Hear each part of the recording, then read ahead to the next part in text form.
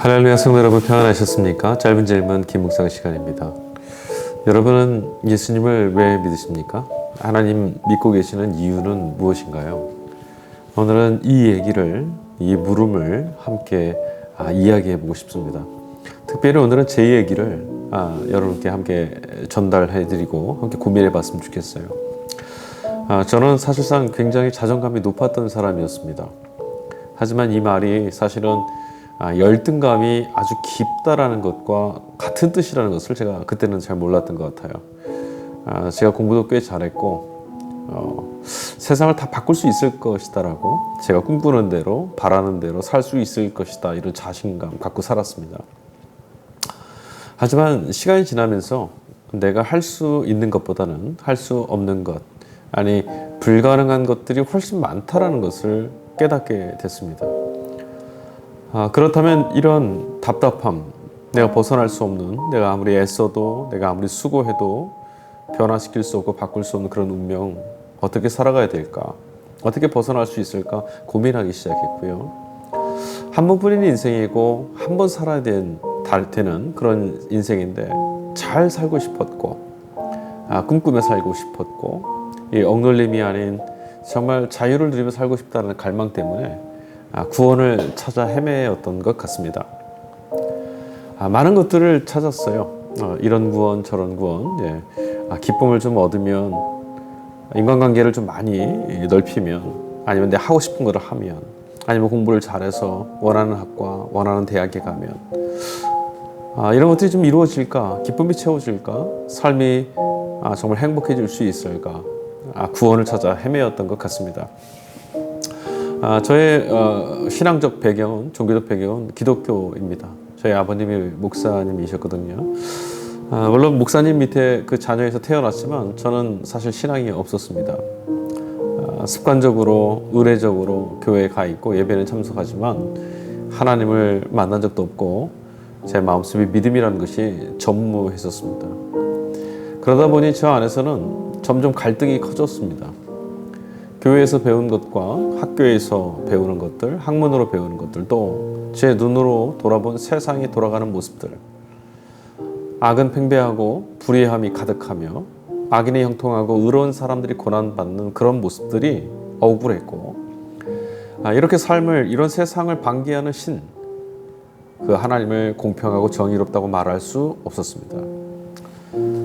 그래서 저는 더욱더 여러 가지 종교 또는 철학에 심취했습니다. 그래서 다양한 어떤 철학적 사유 또 종교적인 것들 섭렵했고, 사실은 기독교에 대한 반감 때문에 더 그랬던 것 같아요. 진리를 더 잘 알기 위해서라기보다는 기독교에 대한 반감, 아버지와 어머니가 또 저를 둘러싸고 있는 신앙적 배경에 대한 저항감이 저를 그렇게 몰아갔던 것 같습니다.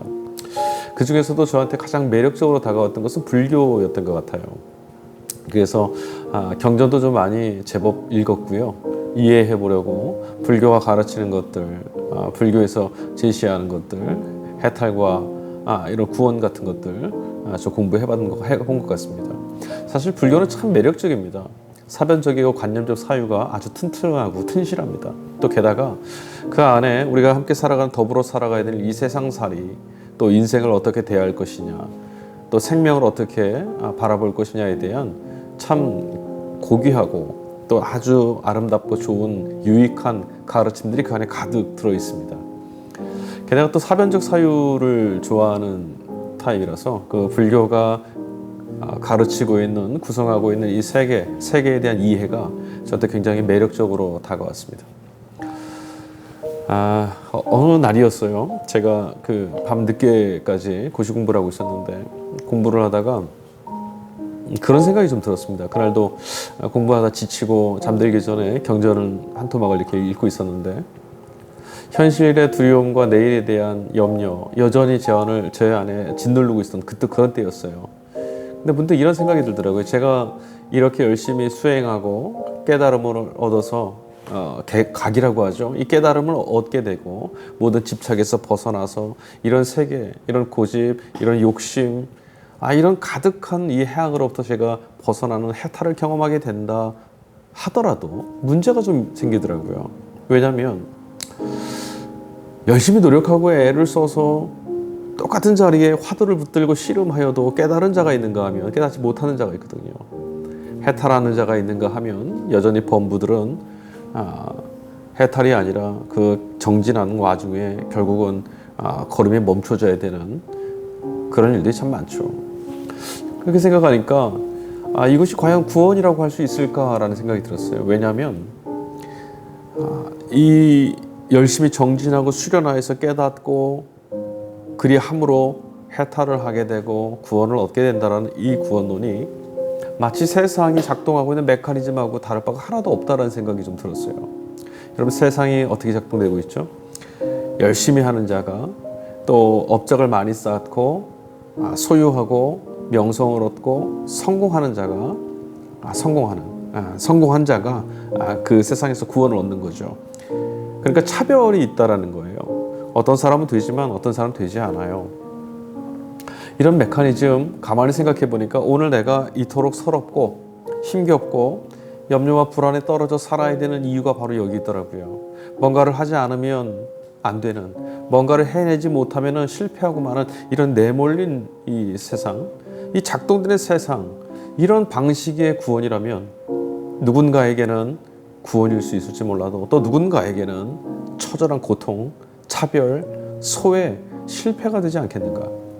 내가 아무리 애를 쓰고 노력해도 어떤 누군가에 의해서 나는 버려진 자가 되지 않겠는가, 이런 생각이 들었어요. 그러니까 참 서러운 구원이었습니다. 다시 말하면 마치 이런 것 같아요. 부처님이 저 위에서 여기까지 한번 올라와 봐라, 여기가 참 좋은 곳이다, 구원이다, 극락이다 라고 하면서 여기까지 올라와 봐라 초대하는 것 같은데, 나는 그렇게 거기까지 정진해 갈 능력이 없거든요. 저뿐만 아니라 범부필부라고 하는 우리 이 땅을 살아가는 많은 이들은 삶에 치우쳐서 그렇게 걸어갈 능력이 없습니다. 그런데 그때 어린 시절 교회 학교에서 들어왔던 말씀 한 구절이 제 마음속에서 울려 퍼졌어요. 바로 요한복음 3장 16절 말씀입니다. 하나님이 세상을 이처럼 사랑하사 독생자를 주셨으니 이는 저를 믿는 자마다 멸망치 않고 영생을 얻게 하려 하심이라. 그리고 나서 바울 사도가 썼던 빌립보서 말씀 2장 7절 말씀 보니 오히려 자기를 비워서 종의 형체를 가지사 사람과 같이 되신 분, 그러니까 하나님이 우리로 하여금 저로 하여금 여기까지 올라오면 구원을 얻을 수 있다, 여기까지 올라오면 이 고통과 절망, 염려와 불행의 인생에서 구원을 얻을 수 있다라고 하는 그런 말씀이 아니라 여기까지 갈 수 없는, 아무리 몸부림쳐도 갈 수 없는, 벗어날 수 없는 저를 위해서 직접 찾아오신 거죠. 저를 올라오라 채근하고 강요하는 그런 신이 아니라 연약함을 긍휼히 여겨서 당신이 직접 나와 함께 하시기로 작정하고 종의 형체를 입고 내려오신 그분이 그리스도이시다라는 말씀, 찾아와 주시는 구원자. 저는 그날 밤 비로소 구원을 체험했습니다. 몸부림쳐도 벗어날 수 없고 아무리 많이 가져도 또 아무리 인정받아도 결국은 험으로 떨어질 수밖에 없는 이런 현실, 이런 세상의 삶 속에서, 이런 인생에서 비로소 다함이 없고 가람도 없으며 배고프지 않고 어떤 상황에도 다시금 채워야 하는 이 조급함에 내몰리지 않아도 되는 풍성한 구원을 경험하게 된 거죠. 하나님이 나를 찾아내셨고 하나님이 나를 만나주셨고 하나님이 나를 구원하셨고 자비롭고 은혜로운 당신의 품으로 안아주셔서 그 안에 있게 됐으니 부족함이 없다라는 거죠. 게다가 하나님은 저에게 하나의 조건을 가르쳐 주셨어요. 예수님을 통해서 가르쳐 주신 복음의 이 조건이 뭐였냐면 바로 믿음이었습니다.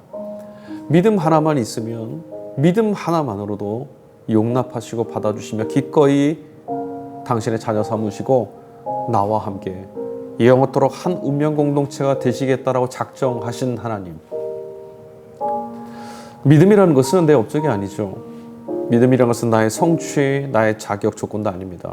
그저 하나님께 기대고 하나님의 구원에 의지하는, 내가 하나님께 매달리고 하나님께 의존되어서 살아간다라고 하는 생명의 의탁이거든요. 근데 그것만으로도 하나님은 하나님을 찾는 이들을 기뻐하시고 그의 아버지가 그의 생명의 근거가 되어 주시겠다라고 하셨으니 믿음만으로 구원받는 것 참 좋은 길이라는 거죠. 너무나 복된 길입니다. 서러움에 내몰리지 않아도 되고 불안에 내몰리지 않아도 됩니다. 내가 이만큼 되지 않아서 이만큼 믿음을 갖지 못했으니 어떡하나 꼭 염려하지 않아도 되고 저 사람보다 믿음이 못하니 어떡하나 걱정하지 않아도 됩니다. 지금도 신앙생활을 하면서 여전히 훌륭한 성도가 되고 예수 믿는 사람답게 그런 사람처럼 돼보겠다라고 열심히 애쓰시는 분들과 교회가 많이 있습니다. 그 소박한 열심 참 귀하고 아름답습니다. 그러나 이것은 기독교 신앙의 본질이 아닙니다. 기독교 신앙의 본질은 아무것도 할 수 없는 버려진 운명 가운데 죽음 가운데 내팽개쳐진 우리들을 하나님이 사랑하셔서 우리 힘으로 갈 수 없고 우리 힘으로 벗어날 수 없는 무거운 짐 짊어진 우리를 긍휼히 여기셔서 하나님께서 당신의 나라를 예수 그리스도 안에서 우리 가운데 가지고 오셨다는 거예요. 나는 하나님을 왜 믿는가? 저는 예수 그리스도를 믿고 그분이 보여주신 하나님 나라 그 외에는 다른 구원을 발견하지 못했습니다. 많은 것을 가지고 많은 것을 얻고 누리고 성취해도 그것은 곧 사라질 것들입니다. 이만큼 이루어도 결국은 저만큼 이루지 못한 것이 되고 이만큼 해냈어도 어떤 누구보다는 못한 자가 되고 말죠. 언제나 따지고 보니까 부족합니다. 언제나 내 스스로는 내 인생을 구원해낼 수가 없었습니다. 언제나 고독 가운데 혼자 있었고 언제나 슬픔 가운데 버려져 있었으며 언제나 내 스스로 벗어나려고 했던 모든 걸음들은 아픔과 고통만 되었었죠. 그런데 하나님께서 차별하지 않는 하나님께서 언제나 똑같은 상황에 있는 저를 하나님을 알지도 못하고 하나님을 배신했고 하나님이 아닌 다른 것 내가 내 인생을 구원해 보겠다라고 몸부림쳤던 그 모든 것들을 용납해 주시고 끌어안아 주셔서 그래서 저는 참 평안을 누리고 있습니다. 어떤 상황에 있어도 괜찮습니다. 가난해도 괜찮고요. 부유함이 있으면 그것도 괜찮습니다. 하나님이 허락해 주신 생명, 하나님이 지금도 이 생명 끌어안고 계시고 용납해 주시니까 세상에서는 저 자신조차도 기준을 가지고 평가하지만 하나님은 늘 동일하게 사랑해 주시니까 다 괜찮습니다. 나는 왜 예수를 믿는가? 여러분 이 물음은 참 중요합니다. 이 물음에 답하셔야 됩니다. 잘 모르겠으니까 덮어놓을 것이 아니라 이 다음에 언젠가 천국은 갈 거야 라는 것에다 맡겨두는 것이 아니라 이 물음을 계속 하셔야 됩니다. 왜냐하면 이 물음에 대한 답을 갖고 있지 않다면 내가 믿는 구원자가 누구이신지 아직 모르다라는 것이고요. 여전히 내 자신이 구원받아야 될 존재인지도 모른다라는 것입니다. 그렇게 되면 예수 그리스도를 통한 구원, 하나님의 은총과 자비하심, 은혜로 인한 이 복되고 감격스러운 인생의 삶을 누릴 수가 없습니다. 매일매일의 삶이 매일매일의 시간이 하나님 나라 안에 있음을 실감할 수가 없습니다. 사랑하는 성도 여러분, 질문하십시오. 끝까지 구하고 찾고 두드리십시오. 그러면 우리에게 초대하신 생명의 길로 초대하신 그분이 당신이 우리의 구원이심을 드러내 보여주실 것입니다. 그 답을 얻을 때 우리 인생은 무엇에도 비교되지 않고 풍성한 하나님 나라를 이 땅에서 맛보고 종말의 날에 그곳에서 이런 것이었구나. 이런 나라였구나. 바로 이분이셨구나. 감격스러운 기쁨을, 구원을 경험하게 될 줄로 믿습니다. 나는 예수님을 이런 이유로 믿고 있습니다. 이 답을 찾아가시는 우리 성도들의 삶이 될 수 있기를 간절히 소망합니다. 그리스도께서 성령과 더불어 이 일을 도우실 줄로 믿습니다. 다음 시간에 또 다시 뵙도록 하겠습니다. 감사합니다.